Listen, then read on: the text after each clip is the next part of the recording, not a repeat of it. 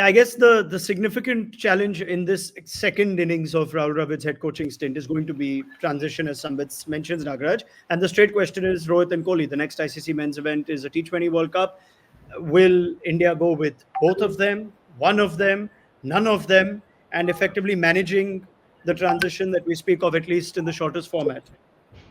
Yeah, I would like to see how Dravid. I would like to be when Dravid and Agarkar meet and talk about this. The most difficult question. BCCI has not sorted the head coach business. Now, who's the captain? That's also an important element, right? Rohit and Kohli have not played T20 cricket for what, close to a year or something, since 2020 World Cup. They barely 22 World Cup. They barely played, or rather, not played in the India teams. I feel that this again they will believe in continuity.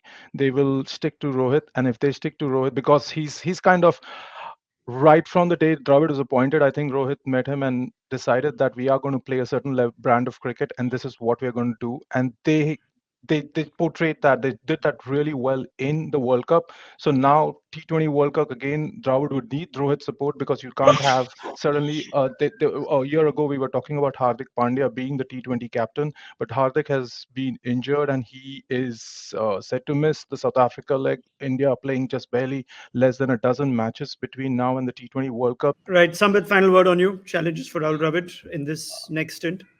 It's not a Rahul Dravid's decision really. It's up to the selectors to decide who should be India's captain, and I think that has become a fairly straightforward decision now, because Hardik's injury kind of rules him out till half of this cycle at least, and you wouldn't want uncertainty about your captain, and he is not captain enough, I would say, India so far to be World Cup to be his first major assignment. Uh, Other decisions, you got to decide your batting order. You got to decide who's going to bat at number three, is and who's going to open. In the sense that if they go for say somebody like especially Jaiswal and Rohit is playing, so that makes the number three position really between, do you want to go to Subman Gill, do you want to go to Virat Kohli, or you want to go and go really aggressive and go for say put Surya Kumar at number three. I don't really know. So that I think the Kohli decision will be the most challenging decision for them. It won't be easy because in India big players, conversations with big players are tricky, and big players unless they decide. Uh, there are not too many precedents of big players being dropped. So yeah, I'm waiting to see how the selectors But deal with this.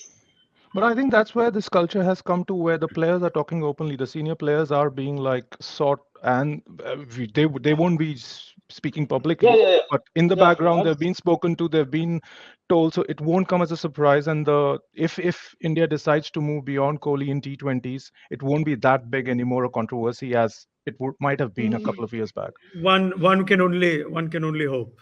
But yes, I think we leave it there, and we wait for more details. But as of now, Rahul Dravid stays on as head coach for the Indian men's team. Thank you very much to Sambit Bal and Nagraj Kolapuri. This was ESPN Cricinfo Newsroom.